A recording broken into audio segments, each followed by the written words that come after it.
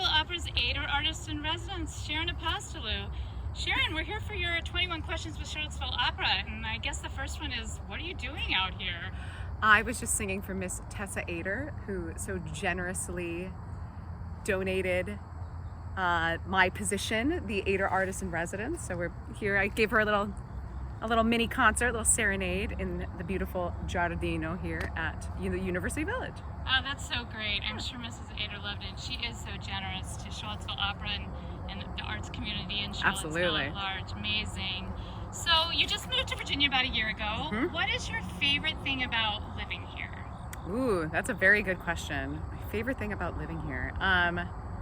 The weather is one of my favorite things about living here. Although I feel like we got a little bit of the short end of the stick because we moved here and then COVID hit. So we haven't been able to really enjoy everything yet. So I've had the immense pleasure of spending 5 summers down here. So I was very excited about introducing my husband to all of the wineries and distilleries and breweries and all the good fun things, hiking and stuff to do in the summertime here. And while we've been able to get out a little bit, it has been a little bit of a bummer. So I'm very much looking forward to when we can all kind of really start to enjoy the wonderful things that Charlottesville has to offer. And so hopefully soon. Yeah, definitely. You could work for the tourism board, I think, actually. But normally, if it weren't COVID, you would be traveling around a lot as a singer. Yep. And living out of your suitcase. Yep. So what do you always travel with? A few things. It depends, right? So if I'm flying, I try to pack responsibly. If I'm driving, open season. I always warn my husband, because he's usually at work when I'm packing, like, I'm not leaving you. I just couldn't decide, so I packed everything but the cat. So don't be alarmed if my entire side of the closet's missing.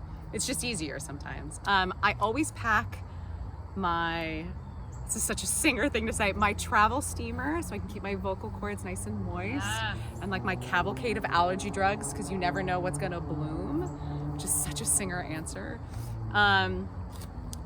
And like my reflux meds is so pathetic. Wow, it's terrible. A lot of things it's that a like, singer has to think about. Wow. Yeah.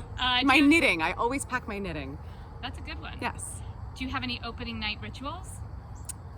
Yes. So I like to do some yoga or some sort of aerobic activity. It sort of just helps me to center myself, get like the body loose and ready for battle, for lack of a better way of putting it. It's just like everybody's ready and to go.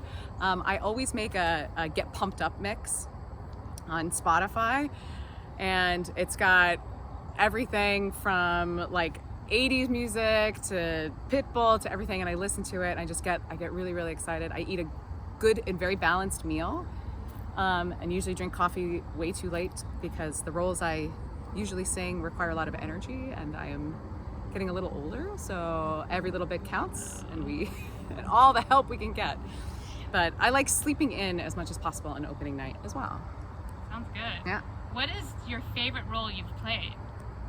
Eliza Doolittle, without the hands down, the end. It was the top of my bucket list, and it's what brought me to Charlottesville, and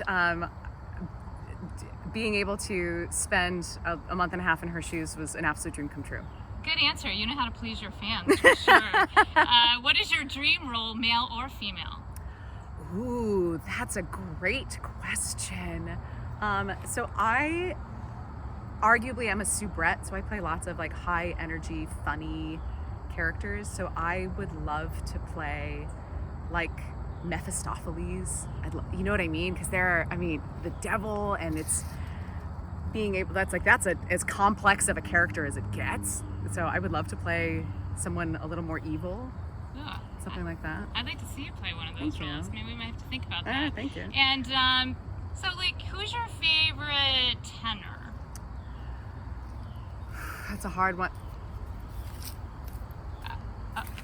My husband. It's my husband. It's totally my husband, 100%. Yep. It's Ryan McPherson. It's Ryan McPherson.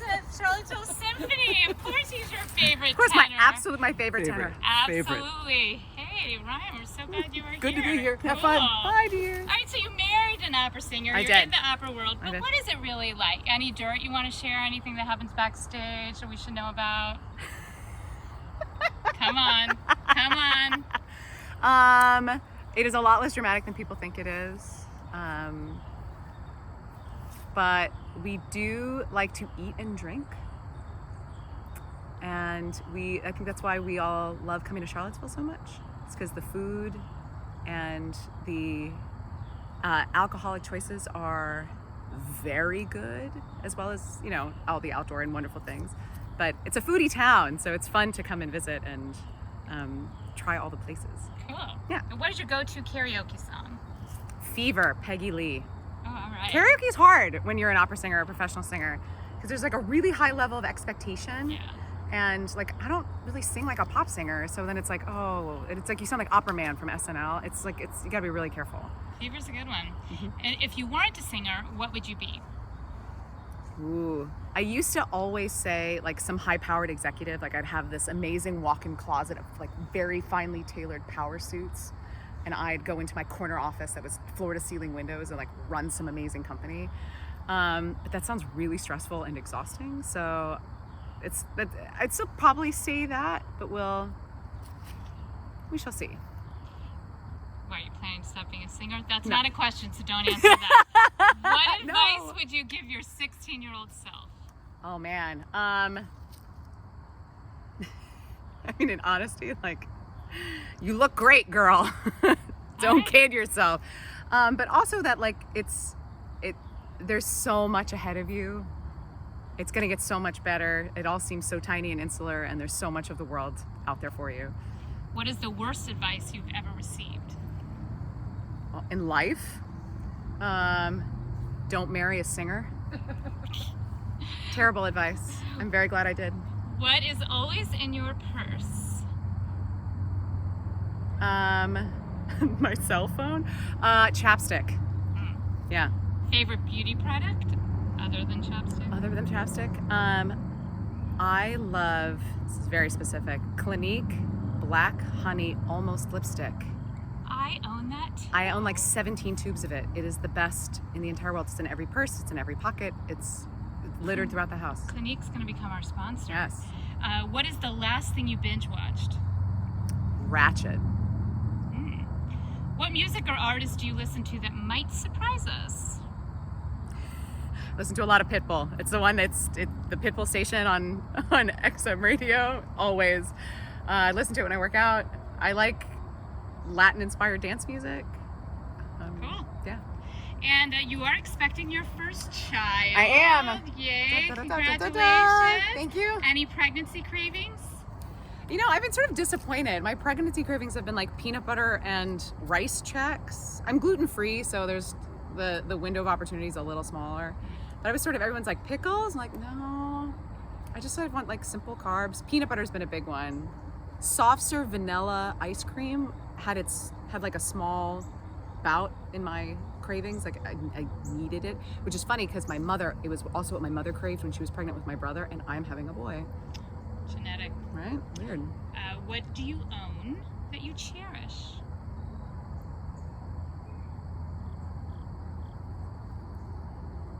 That is a very good question. Let me think on that. If you don't have an answer, I can tell you right now it's what's inside your stomach. Do I own him? I don't know. No. What is the best gift you ever received? My engagement ring. Aww, True story though. that's nice. Yeah. Describe yourself in 3 words. Spirited. Greek.